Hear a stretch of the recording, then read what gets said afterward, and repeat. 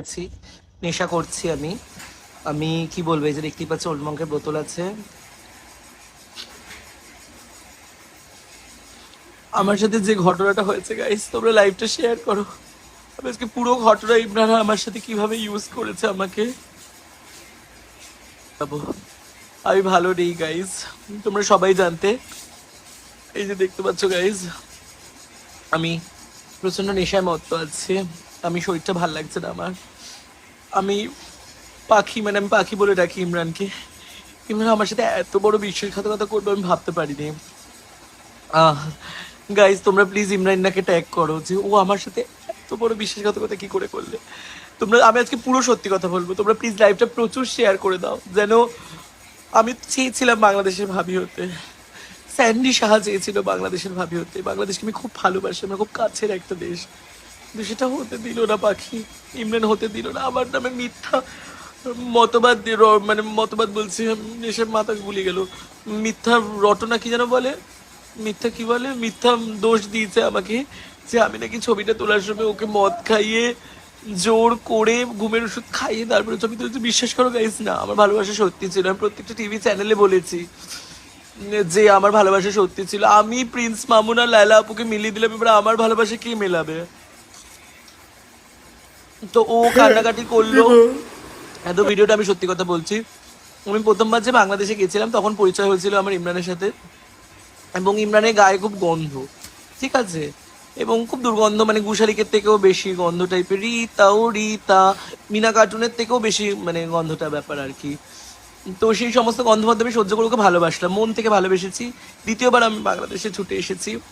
আমার সাথে আমি ওর সারা রাত ওর বুকে মাথা রেখে ঘুমাতাম, ওর গন্ধ গার আমি মাথায় রেখে হাত বুলিয়ে দিতাম, চুলে হাত বুলিয়ে দিতাম, সব কিছু সহ্য করতাম। ও যা বলতো।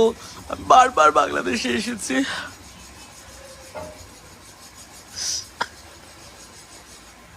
আমি সব ইন্টারভিউ আর টিভি দেখো, তোমরা প্লিজ লাইভটা শেয়ার করো ইমরান্নাকে চেক করে, যে আমি চাই ও যেন আমার লাইফে আবার ফিরে আসুক। আমি তো মিলিয়ে দিলাম, বলো বাংলাদেশের প্রিন্স মামুনার এলাকা, আমাকে কি কেউ মিলিয়ে দিতে পারবে? তোমরা প্লিজ বিডি ইমরানকে ট্যাগ করো। আমি ওকে ছাড়া বাঁচতে পারবো না। আমি আজ নেশায় মত্ত হয়ে আছি। তো কেসটা হয়েছে, আমরা আমরা মিট করেছি, আমরা একসাথে ভিডিও করেছি, আমার কাছে প্রমাণ আছে। এরপরে কি লিংক দিতে পারি আমি? লিঙ্ক আমার কাছে আছে, কিন্তু আমি কারো এখন ওর ক্ষতি চাই না। তুই একবার ফিরে আয়, আমি সব ভুলে যাবো। তো সেইখানে দাঁড়িয়ে ও আমার সাথে হুতুতুতু করে, ফানি করে, হেগে দিয়ে চলে যাব করে, তারপরে কত কিছু করছে। বেডের মধ্যে আমরা ফানি করে ঘুম, আমি নাক ডাকি, ও আমার নাক ডাকা সহ্য করে, আমি ওর গায়ে গন্ধ সহ্য করি। আমরা নাচছি, হাইলা হাইলা হুয়া হুয়া, আমরা প্রেম করি, আদর করি। ও যে বলছিল যে ড্রিঙ্কস করে জুস খাইয়া ও মাথা ঘুরে গেছিল, জুস করতে করতে নাচ লেগু হোগি তো আল্লু বন যাऊंगा, এই র্যাপটাতে র্যাপ করতে করতে আমাকে আদর করেছে। তো সেইখানে দাঁড়িয়ে আমি ওর বুকে মাথা রেখে, ওর বুকে হালকা চুলও ছিল, তো আমি বলেছিলাম শেভ করতে না। গা দিত ওয়াও গন্ধ, মানে ডাস্টবিনও, গুশালিকেও লজ্জা পাবে, ডাস্টবিনও দেখে ফানি হবে, মানে মিনা কার্টুনের যে পাখিটা ছিল সেটাও দেখে উড়ে যাবে, এত জঘন্য গন্ধ। তাও আমি ভালোবাসার খাতিরে সহ্য করলাম। একসাথে ঘুরলাম, খেলাম, ফিরলাম, এখানে গেলাম, ক্রিমাপার কাছে গেলাম, প্রিজমুল্লাহ ফানি করে দিলাম, ই করলাম, হুতুতু করলাম, নাচলাম, উড়ি উড়ি নাচি নাচি, ঘুরি ঘুরি উড়ি বাবা, এরম করলাম। এখন তারপরে সব কিছু হলো আমাদের মধ্যে। আমি এতগুলো রাত ওর সাথে কাটলাম, একসাথে আমরা থাকলাম, ফানি করলাম, মজা করলাম, মুহূর্ত, আমরা অনেক স্পেশাল মুহূর্ত। প্লিজ তোমরা কি চাও না বলো আমি বাংলাদেশের ভাবি হই?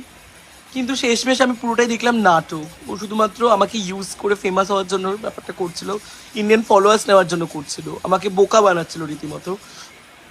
কিন্তু হঠাৎ করে একটা ছবি ভাইরাল হয়েছিল, সেটা লাল রনি ভাই যে আছে আমাদের খুব, আমার খুব কাছে লাল রনি ভাই, ও আমাকে দোষারোপ করছে যে আমি নাকি লাল রনি ভাইকে পাঠিয়েছি, কিন্তু লাল রনি ভাইকে ও নিজেই পাঠিয়ে ভাইরাল করেছে ছবিটা। ও নিজেই ফেমাস হতে চেয়েছিল, ফেমাস হতে নিজেই ভাইরাল হতে চেয়েছিল, সে ব্যাপারটা পুরোটা সাজিয়ে আমাকে খারাপ করে দিয়ে নিজেই কান্নাকাটি করে ভালো হয়ে গেল। কিন্তু ব্যাপারটা যে আমার ভালোবাসা সত্যি, সেটা আমি প্রত্যেকটা ইন্টারভিউ দেখো, আমার প্রত্যেকটা ইন্টারভিউতে আমি ওর কথা বলেছি। আমি সত্যি ভালোবেসেছি ওকে, তা আমার ভালোবাসা মিথ্যে হতে পারে না। তোমরা গাইজ ভালোবাসার জয় করো, তোমরা এত লাইফটা শেয়ার করো যাতে ও আমার কাছে ফিরে আসতে বাধ্য হয়। তোমরা আমাকে ফিরিয়ে দাও। আমার লাইফে কি কোনো লায়লা আপু, প্রিন্স মামুনকে আমি যেরকম মিলিয়ে দিচ্ছি, আমার লাইফে কি কেউ মিলাতে পারবে না? দিব। গাইস আমি খুব কষ্টে আছি, আমি ওকে খুব মিস করছি। আর ও বললো যে পুরোটাই নাটক, ও মদের মানে জুসের নেশায় করেছে, এই করেছে, কিন্তু এটা না গাইজ, আমি কাউকে জোর করতে পারি না। আমি ওকে ভালোবাসতাম মন থেকে, ও আমাকে ভালোবেসেছিল। শুধুমাত্র এখন ভিউজের জন্য কি ভালোবাসতো, আমাকে ব্যবহার করলো, ভিউজ হয়ে গেছে আমার থেকে, ইন্ডিয়ান ফলোয়ার্স নেওয়া হয়ে গেছে, ইন্ডিয়া এসে থাকবে আমার বাসায় বলেছে, এই শুধু এই লোভে করেছিল।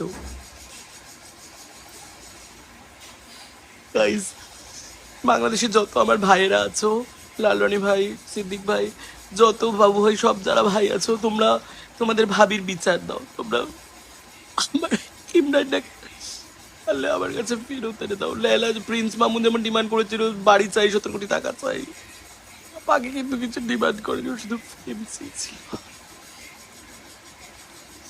গাইজ তোমরা প্লিজ, আমি বাবা মায়ের শত আদরের মেয়ে, ইমরান তুমি যদি মন থেকে আমাকে মিথ্যা, আমাদের কি সব ভালোবাসা মিথ্যে ছিল? তুমি যে হাইলা হাইলা হুয়া হুয়া নাচতে আমার উপরে, সেটাও মিথ্যা ছিল? ভিগে উঠতে মিথ্যা ছিল?